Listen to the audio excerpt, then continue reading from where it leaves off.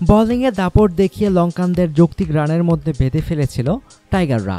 এরপর প্রথম ইনিংসে তামিম সৌম্যের সৌজন্যে দুর্দান্ত শুরু, ওপেনিংয়ে ৯৫ রানের জুটি। কিন্তু এরপর কি যেন হয়ে গেল। দ্বিতীয় দিনের শেষ আধ ঘন্টায় ৫ উইকেট হারিয়ে ফেলল বাংলাদেশ। ক্ষুব্ধ হতাশ টিম ম্যানেজমেন্ট যখন লঙ্কানদের লিডের ভাবনায় অস্থির, তারপরেও আজ সকাল থেকেই বদলে গেল দৃশ্যপট। ৯২ রানের জুটি গড়লেন সাকিব মুশফিক।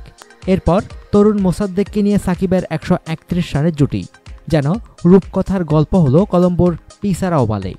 সাকিবের সেঞ্চুরি আর মোসাদ্দেকের দুর্দান্ত ব্যাটিংয়ে ৪৬৭ রানে থামল বাংলাদেশ।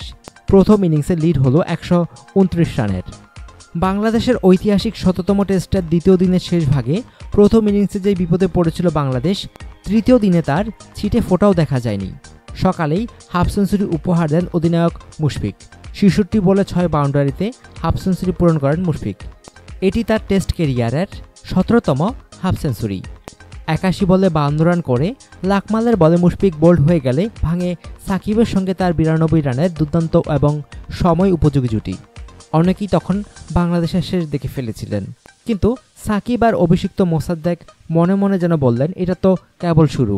সমস্ত চাপকে বাউন্ডারির ওপারে পাঠিয়ে অসাধারণ ব্যাটিং করতে থাকেন দুজন। দ্বিতীয় দিন তেড়েফুঁড়ে খেলা সাকিব আজ বেশ ধীরস্থির খেলেছিলেন। আর অভিষিক্ত ২১ বছরের মোসাদ্দেককে দেখে কে বলবে, এই ছেলে আজ জীবনের প্রথম টেস্ট খেলতে নেমেছে। এত পরিণত ব্যাটিং দেখে চোখ কপালে উঠতে বাধ্য। পুরস্কারও পেলেন হাতে নাতে। ৮৪ বলে ৬-৪ ও ১ ছক্কায় তুলে নেন ক্যারিয়ারের প্রথম হাফ সেঞ্চুরি। সাকিবের রান তখন ৯১। ৩ অঙ্কে পৌঁছাতে বেশি সময় নিলেন না তিনি।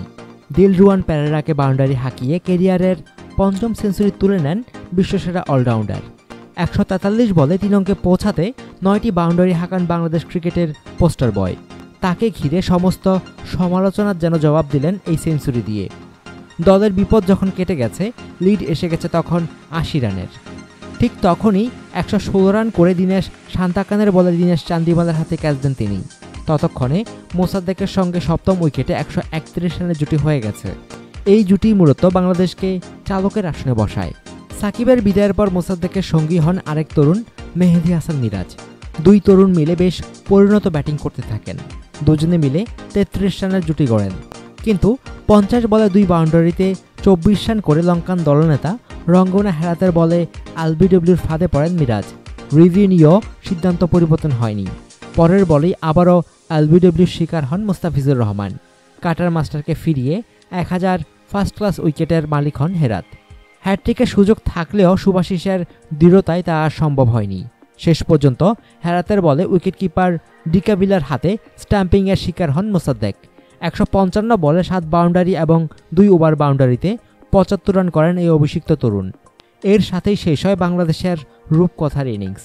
এখন লক্ষ্য প্রতিপক্ষকে কত কম রানে বেঁধে ফেলা যায়। অনুগ্রহপূর্বক সংবাদটি শেয়ার করুন এবং খেলাধুলার সর্বশেষ খবর জানতে স্পোর্টস লাইট সাবস্ক্রাইব করে রাখুন। ধন্যবাদ।